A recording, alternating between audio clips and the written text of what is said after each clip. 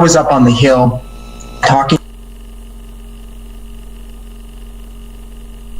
to Republicans in the hallways, you always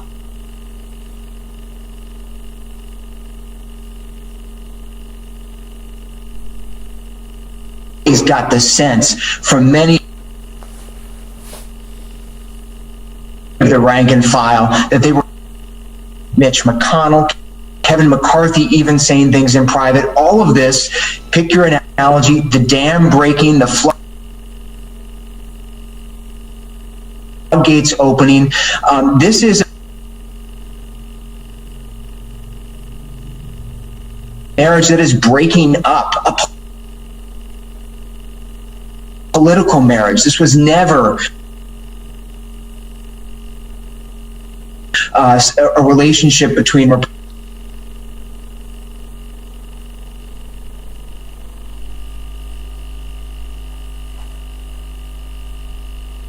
plunge a majority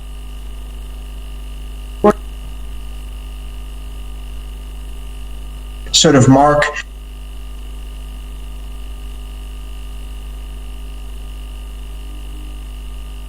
a bigger trend, and will we see that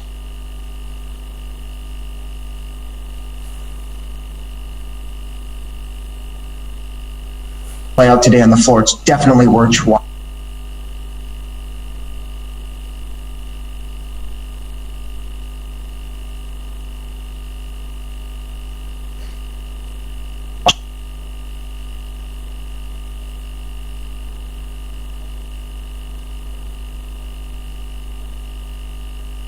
Conference at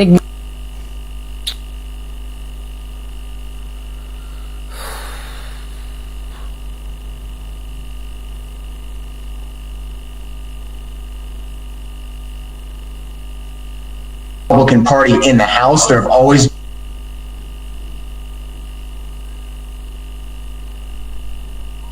identity crisis over the coming year.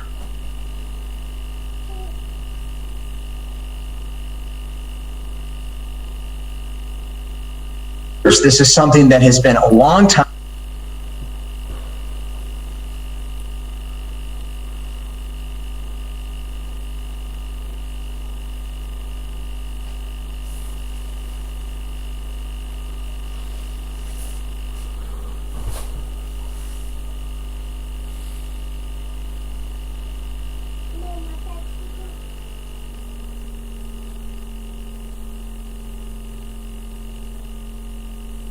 similar to what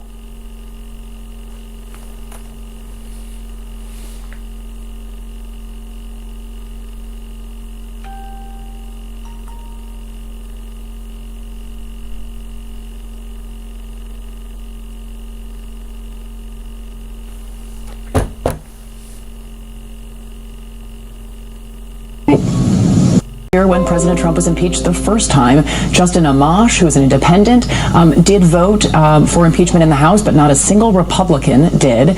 And in the Senate, it was extraordinary. Mitt Romney was the first member of the president's party, of any president's own party, to vote to convict and remove. So that was, a year ago. Fast forward to now, and we are definitely going to see more support among Republicans, I think, both in the House and certainly in the Senate, although, again, the numbers seem very much to be in flux.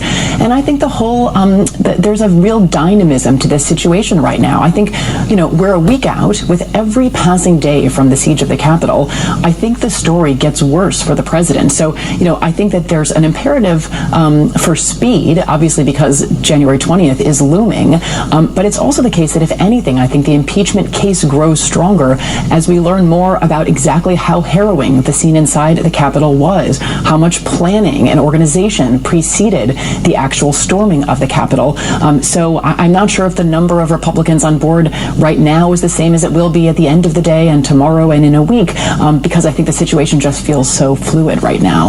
All right, Kate Shaw, thank you. And I want to bring in Mary Alice Parks, because Mary Alice, we know that the Senate could have the power, assuming the House does vote to impeach, to ban President Trump from future political office. But there is also a lesser known avenue for Congress to get to that same result. And not many people know a whole lot about it, but I know you do. So talk us through this section in the 14th Amendment. Sure. Well, Kate Shaw helped teach me a lot about it. She knows that I have been so fascinated with this more obscure part of the Constitution. You know, Section 3 of the 14th Amendment was put in place right after the Civil War. Members of Congress were shocked that after such a bloody and deadly war, states of the South went right back to electing and appointing former Confederate leaders and sending them back to Washington to be sat in the Senate.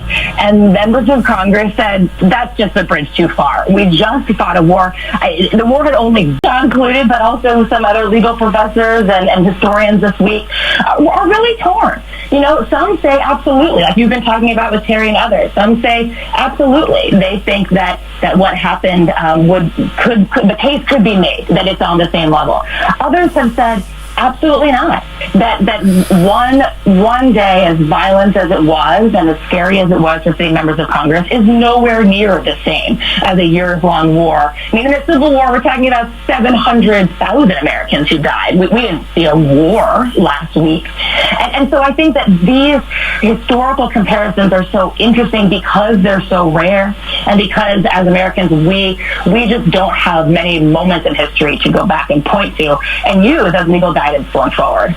I mean, in a way, it's a good thing that we don't have all that much precedent for this situation, but it is kind of sad that we're having to look at policy from the Civil War to try to figure out if that relates to what we're seeing in our own country in the year 2021, Mary Alice. I think a lot of us are wishing we held on to our history notes, but very glad that we have people like you to break this all down for us. And it sounds like you wanted to add something? Well, I was going to say, one of the interesting questions, too, is whether right now the debate so quickly, the emergent sort of with a tone of emergency, and we've had a debate about what to do with the president, Democrats saying something should be done to remove the president immediately.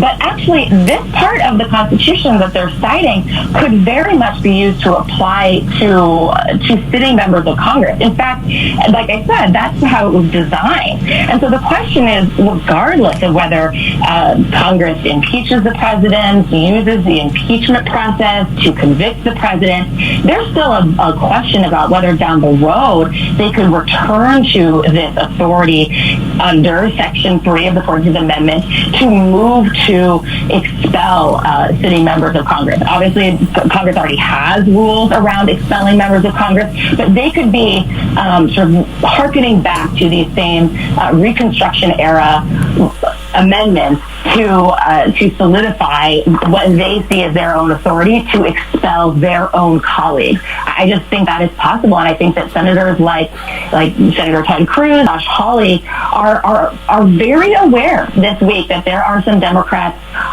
considering and speaking to experts about whether that could be a possibility in the coming weeks and months. Yeah, and I want to bring in constitutional law scholar Leah Wright-Rigueur on that very point, Mary Alice. You know, Leah, right now we're talking about what kind of ramifications the president will face because of his conduct on the day of that insurrection on the Capitol and also maybe in throughout the course of his tenure here. But what is the likelihood, you think, that other Congress members could also face consequences for their roles?